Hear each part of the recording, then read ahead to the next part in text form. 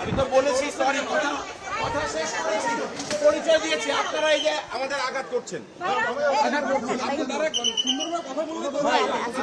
কেন কথা বলবো? একটা তদন্তাধীন বিষয়ে কেন কথা বলবো? খালাদের কেন সামনে দাঁড় করায়নি? এটা কি আমাদের খালাদা কই? আমি কি দাঁড়াতে বলছি?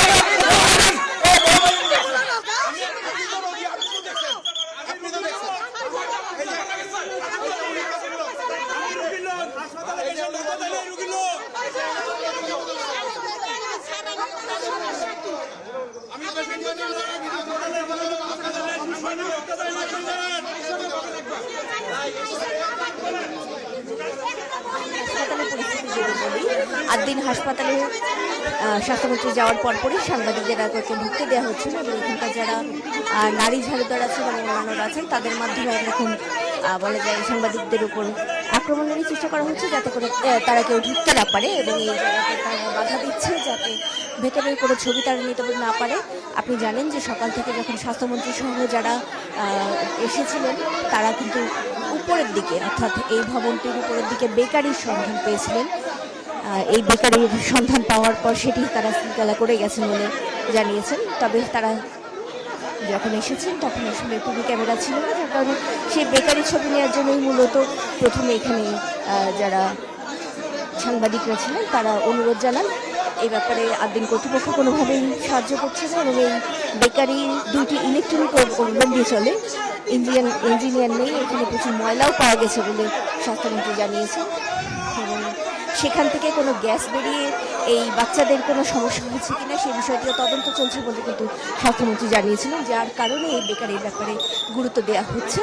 কিন্তু আপনি দেখতে পাচ্ছেন নিশ্চয়ই যে এই মুহূর্তে এখনো পর্যন্ত সেই বেকারির দিকে যাওয়া বা সেখানে কোনো গ্যাস নির্গত হওয়ার কোনো সম্ভাবনা আছে কিনা সেটি দেখার ক্ষেত্রে বাধা দেওয়া হচ্ছে এবং বিশেষভাবে নারীদেরকে এখানে সামনে দিয়ে দেওয়া হয়েছে যাতে এই জায়গাটিতে তারা বিশেষ একটা সুবিধা পায় এবং তারা মূলত বিভিন্নভাবে চেষ্টা করছেন যাতে সাংবাদিকরা কোনোভাবেই এই বেকারির ফুটেজ নিতে না পারে, অর্থাৎ মন্ত্রী যাওয়ার পরপরই যাতে এই জায়গাগুলোর কোনো তথ্য প্রমাণ না থাকে সেই বিষয়গুলোর ব্যাপারে তারা নিশ্চিত করার চেষ্টা করছেন। এবং যেটি আপনি জানেন যে মূলত এই ঘটনা ঘটে যখন তখন 6 জন শিশু মৃত্যুর তথ্য নিশ্চিত করেছে হাসপাতাল কর্তৃপক্ষ। এরপরে কিন্তু তদন্ত কমিটি হয় একটি এবং তদন্ত কমিটি আসার পরই আমরা দেখতে পাই যে এখানে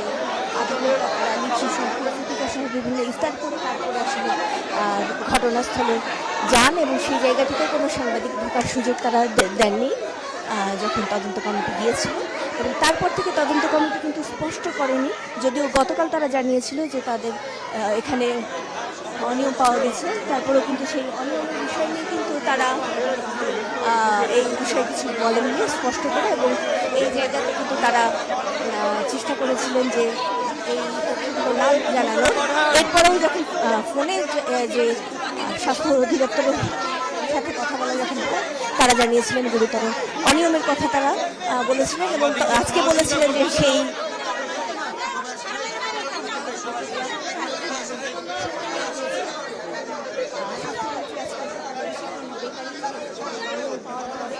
তারপর থেকে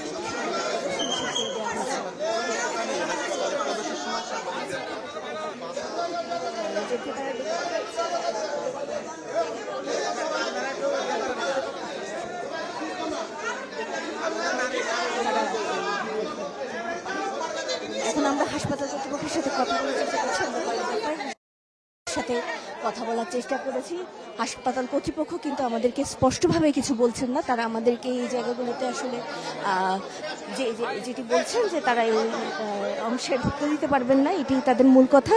এবং কিছুক্ষণ আগে কিন্তু বলা হয়েছিল যে এখানে ঢোকার ব্যবস্থা বা দেখার ব্যবস্থা হবে, কিন্তু সেটি না করে এখন মূলত আসলে আইনশৃঙ্খলা রক্ষাকারী বাহিনীকে ডেকে আনা হয়েছে, তাদের মাধ্যমে এই জায়গাটিকে বন্ধ করে দেওয়ার চেষ্টা করা হয়েছে। এবং তার পরবর্তী ধাপে যে যারা এখানে এখানকার বিভিন্ন রকম চতুর্থ শ্রেণীর স্টাফরা রয়েছেন, সেই চতুর্থ শ্রেণীর স্টাফরা মূলত এই জায়গাটিতে দাঁড়িয়ে আছেন এবং তাদের মাধ্যমে কিন্তু কয়েক স্তরে তারা এই রাস্তা আটকে দিয়েছেন এবং উপরে যাওয়ার সমস্ত রাস্তাই তারা আটকে রেখেছেন। এর বিষয়ে আসলে হাসপাতাল কর্তৃপক্ষের সাথে আমরা এখনো কথা বলার চেষ্টা করছি, কিন্তু স্পষ্ট কোনো উত্তর আসলে যে তাদের এখনো পাওয়া গেছে তা নয়।